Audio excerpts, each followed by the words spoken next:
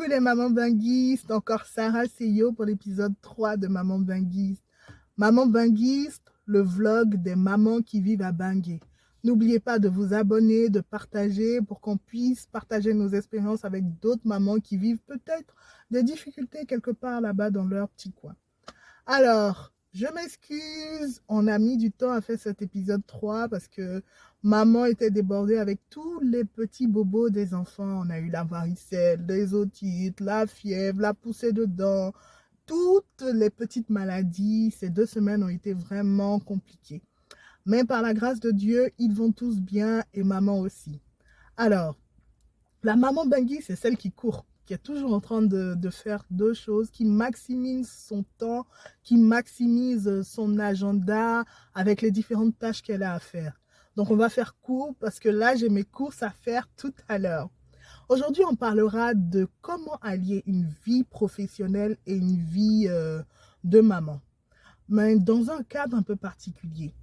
Est-ce que vous aussi, quand vous êtes arrivé de l'Afrique, on vous a dit « Hé, ma chérie, toi, tu penses que tu es DG au pays, là-bas, tu vas venir être DG ici. Faut faire les petits boulots. C'est ce que tout le monde fait. En tout cas, moi, on m'a dit ça. Je ne trouvais rien qui permettait de valoriser mes acquis. Malgré mes 7 années d'expérience, mon master en communication, marketing, quand je postulais, on me refusait ou bien on me disait qu'il fallait que je puisse faire une formation ici en Europe ou à défaut faire un stage qui permettrait de valoriser mes acquis et mon niveau. Et quand j'étais carrément découragée, j'ai retrouvé une de mes amies d'enfance qui vit ici en plein Genève, qui, elle, avait refusé de revoir ses objectifs à la baisse. Malgré son boulot, elle avait 16 enfants et elle continuait d'aller à l'université. Elle alliait ses 3 casquettes. C'était parfois compliqué pour elle. Je l'appelais la go hyperactive, toujours en train de courir entre les trams, aller chercher des enfants chez la nounou, sortir du boulot, avoir un cours ici. Mais elle a tenu bon et aujourd'hui, elle est auditeur comptable dans une entreprise en plein Genève. Aujourd'hui, j'aimerais qu'on parle ensemble de Lorraine Acré. C'est une femme au parcours inspirant. Une femme qui ne se décourage pas, qui a toujours son objectif en tête et qui n'écoute pas les ma chérie, viens on va faire le nettoyage ou bien petit boulot de caissière, mais qui va au-delà.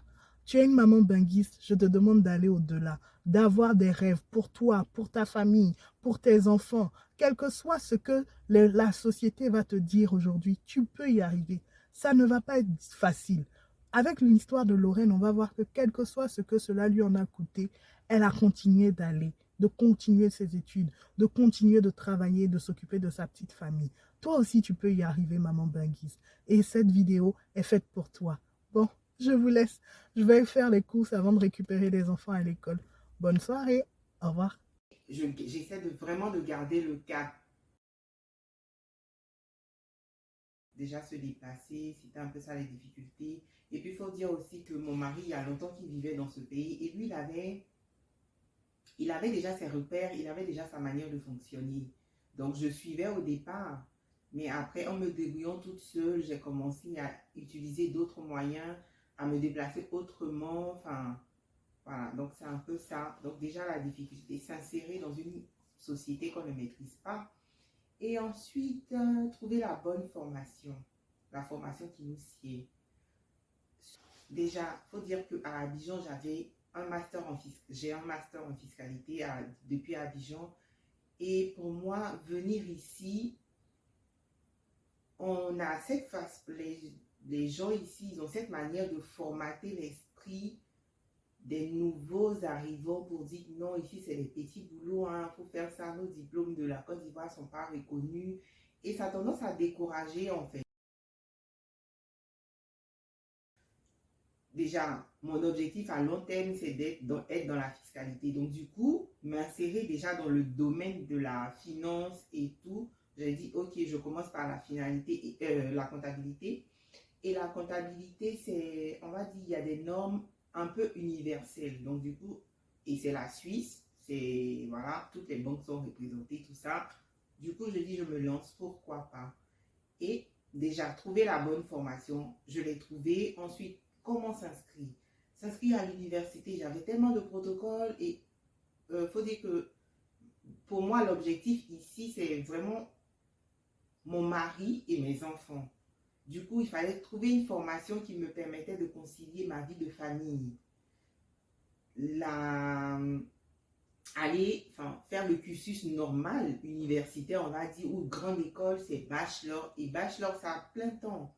Et moi, ça ne m'allait pas. Du coup, je suis allée, j'ai rencontré les conseillers à l'université. Ils m'ont donné des conseils et j'ai candidaté pour une formation continue. J'ai fait la formation continue.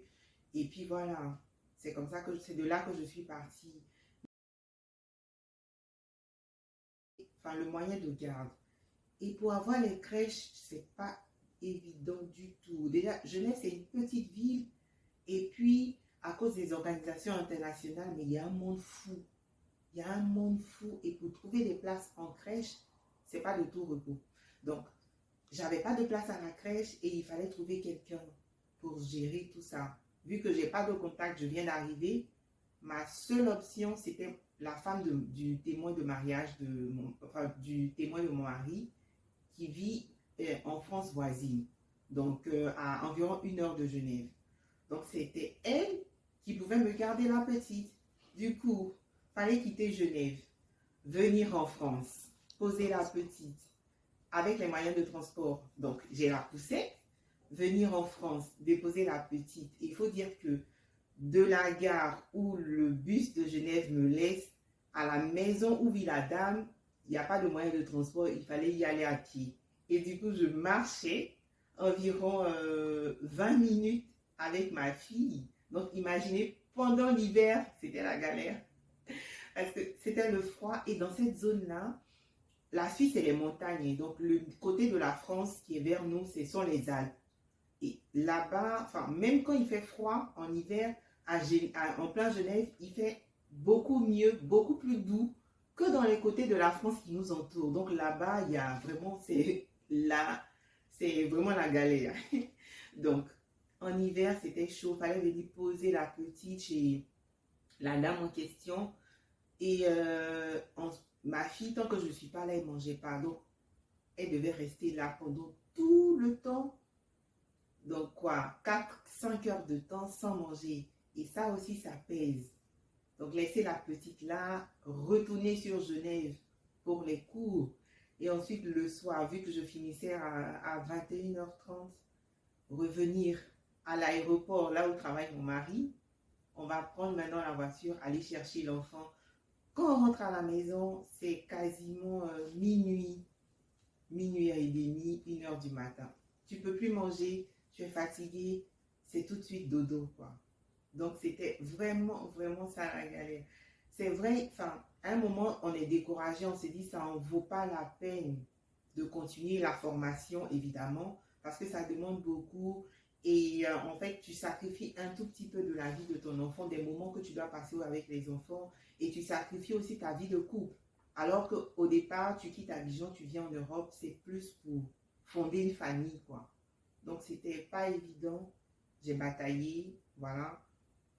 Et voilà. Avec la formation de comptabilité que je n'ai pas abandonnée, j'ai pu trouver quelque chose dans le domaine de la comptabilité.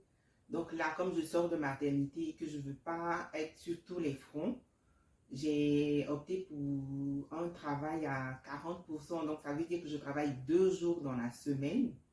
Et puis, à côté de cela, je continue toujours la formation dans le domaine de la comptabilité. Donc, ça n'a pas été facile, c'est toujours pas facile, mais j'essaie vraiment de garder le cap.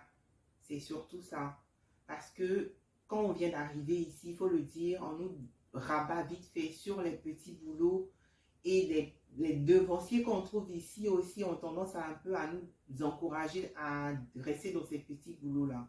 Mais quand on a une vision en fait de la vie, moi j'avais une vision, comme je l'ai dit tantôt, depuis Abidjan, je voyais ma vie en fait.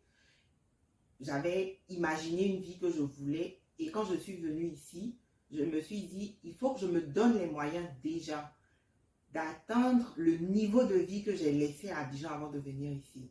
Ça, c'est déjà la première partie. Et dans un second temps, je vais me donner les moyens d'atteindre la vision de façon globale de la vie que j'ai.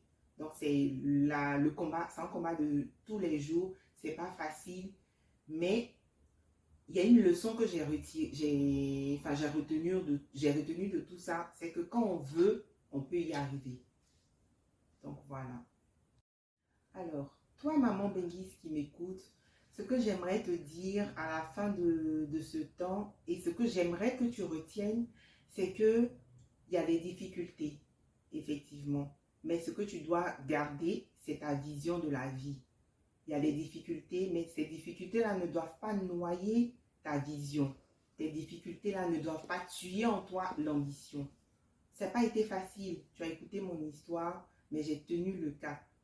Et je t'emmène aujourd'hui à tenir aussi le cap. C'est pas évident. Et ce que j'aimerais te dire, c'est que on se met des limites. C'est vrai, on a des limites.